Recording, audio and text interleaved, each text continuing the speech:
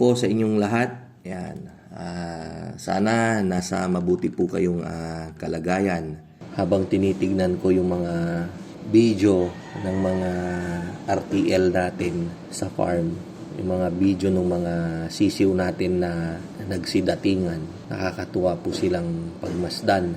Ito pong nakikita nyo ngayon ay ito po yung video ng RTL natin na pang October 16. Sila po ay magsi-16 weeks sa October 16 at siguro maaga na rin nating i-deliver yan. Mag-umpisa na rin tayo sa October 10. Dating yung mga feeds nila na pangkain hanggang sa sila ay mag-16 weeks sa October 16 ay akin po ulit na ipapadala sa inyo.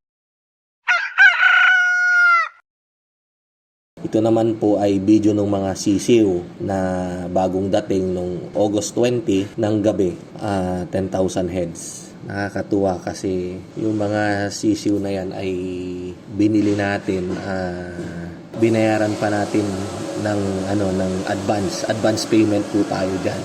Nung pinagmamasdan ko, may naalala po ako.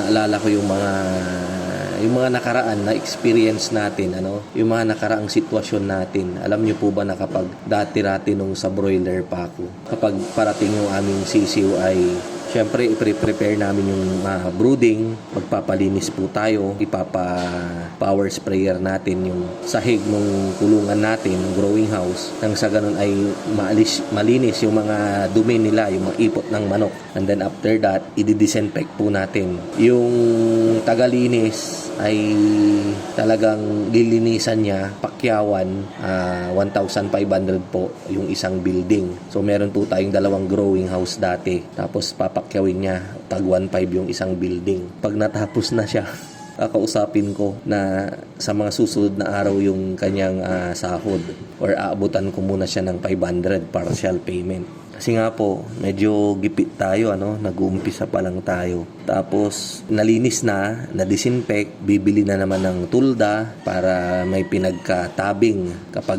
malakas yung ulan, hindi sila mabasa, hindi sisingaw yung init ng heater sa kanilang brooding area. So, ganyan po yung gamit ng tulda. Yung pambili na naman ng tulda, wala. So, mangungutang na naman ako, hahanap na naman ako ng mauutangan.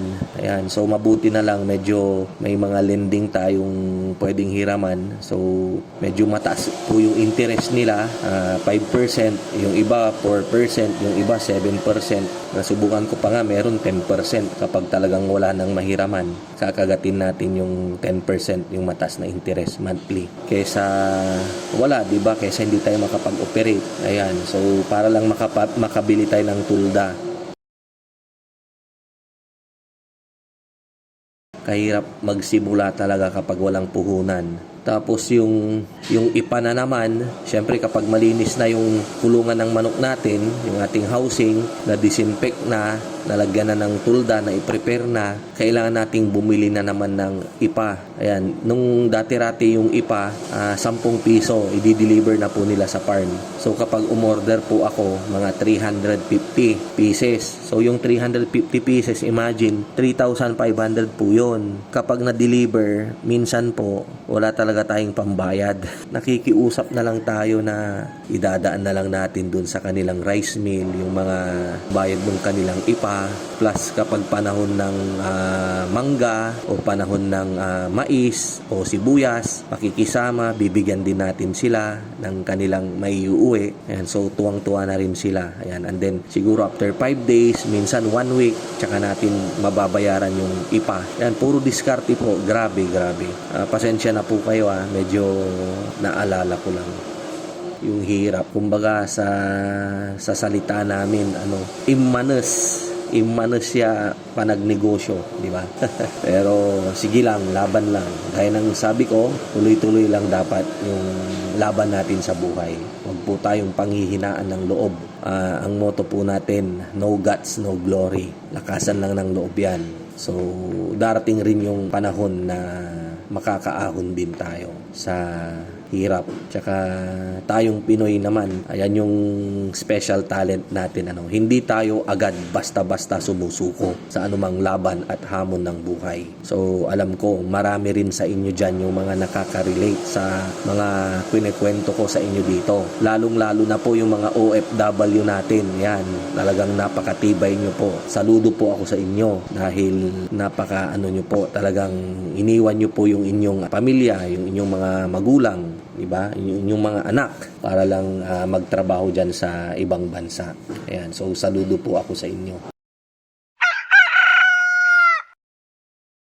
Yun yung mga mangilan-ngilan sa mga experience natin pagdating ng pagsapit ng building preparation. Puros utang, ayan, di ba? Puros diskarte, ayan. Tapos ngayon, mabuti na lang talaga, medyo may pagbabago na. Malaki na rin yung pagbabago kasi yung mga sisiw natin ay kahit papano nababayaran na natin ng cash, advance payment pa nga, and then yung mga IPA na yan, yung dating 10 pisong IPA, ang hirap nating mabayaran.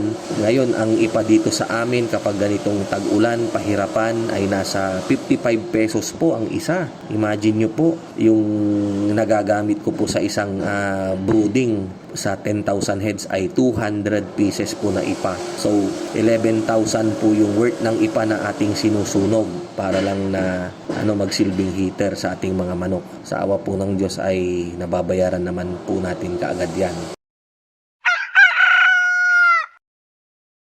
So, pinaka ma-advise ko po sa inyo, basta wag po kayong magsawa na makipag-usap sa Diyos. Magdasal po tayo. Sasagutin niya po yung ating mga kahilingan.